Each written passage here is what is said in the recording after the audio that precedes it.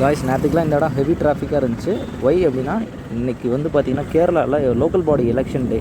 So இன்றைக்கி வந்து பார்த்திங்கன்னா கம்ப்ளீட்டாக இந்த ஸ்கூலில் தான் எலெக்ஷன்ஸ் வந்து இந்த ஏரியா நடக்குது.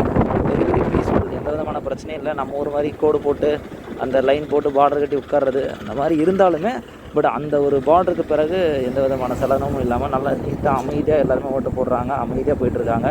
அந்த ஒரு பார்டருக்கு பிறகு பார்த்திங்கன்னா வச்சுங்களேன், அந்த ஸ்டிக்கர்ஸு ஆட்கள் இதெல்லாம் பாருங்கள் ஹெவியாக இருக்கும்.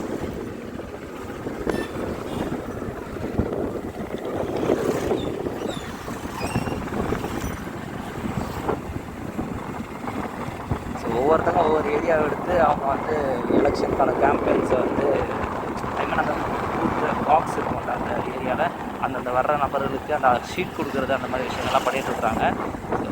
நல்லா ரம்மியமாக இருக்குது பார்க்கவே. நம்ம இதுதான் ஃபஸ்ட் டைம் நான் கேரளா எலெக்ஷன் இருக்கிற டைமில் உள்ளே வரேன். ஏன்னா இன்றைக்கி எனக்கு ஆஃபீஸுக்கு கம்பல்சரி வேலை சொல்லிட்டாங்க.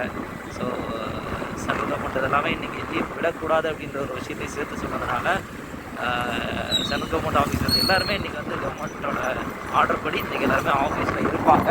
ஸோ அதுக்காக தான் எல்லோரும் அவசரப்பட்டு போயிட்டுருக்கோம்.